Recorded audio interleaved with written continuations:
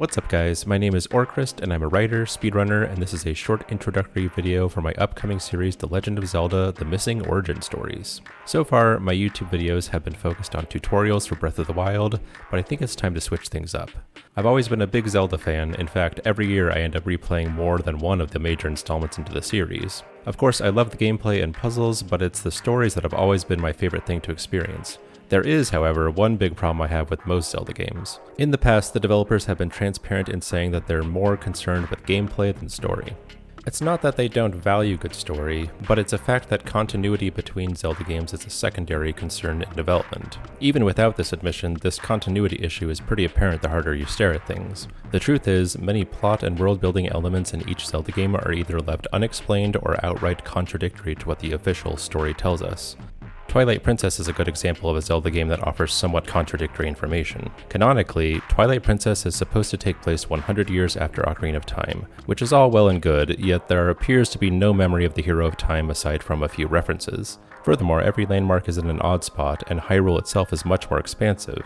What's always interested me is how these big changes to the social order of Hyrule came to be, yet the game offers no explanation. Another interesting example of missing lore is the story of how Hyrule became the Great Sea in Wind Waker. I've always wondered how everyone managed to resettle on the peaks of mountains, or entirely different varieties of people like the Rito and Koroks came into existence. The simple answer to these questions is that 1. The developers don't want to inundate the player with excess information, not that Twilight Princess doesn't already have super long cutscenes to sit through, and 2. The developers don't care whether there's rock-solid continuity between their games. They simply want the player to have a good time with the world that they put together, and that's about it. While this lack of continuity or explanations might be a slightly disappointing trade-off for gameplay and action, it does provide us with an exciting possibility. And that's a great introduction into what this series of missing origin stories will cover. To start, I should say my favorite Zelda game of all time is Majora's Mask. I love Breath of the Wild, and I have a very strong attachment to games like Ocarina of Time and Link to the Past, but Majora will always hold a special place in my heart.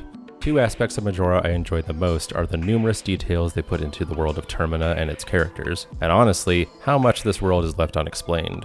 Plenty of other content creators have talked about the Zonai tribe and how they created Majora's Mask, and they may be connected to other events too, blah blah blah, but any discussion of that so-called tribe is speculative and unsubstantiated by the games themselves. So, if we really don't need any further speculation on the Zonai, we'll just leave them out of this. What I will be focusing on are the aspects of Termina and its people that the developers force the gamer to accept. For example, the timeline and sequence of events in Majora is all over the place. According to the lore of the game, the Skull Kid is an immortal being that has been around since the creation of Termina, and he's also capable of causing mischief to multiple places at once. There's also the question of why all the characters in Majora resemble those in Ocarina of Time but have different names and personalities. Not to mention the mysterious and somewhat whimsical nature of the Happy Mask Salesman, the Moon, and the Moon Children. For some of these questions, I think there's a very easy but interesting answer, but the fun part is we get to speculate on all of it.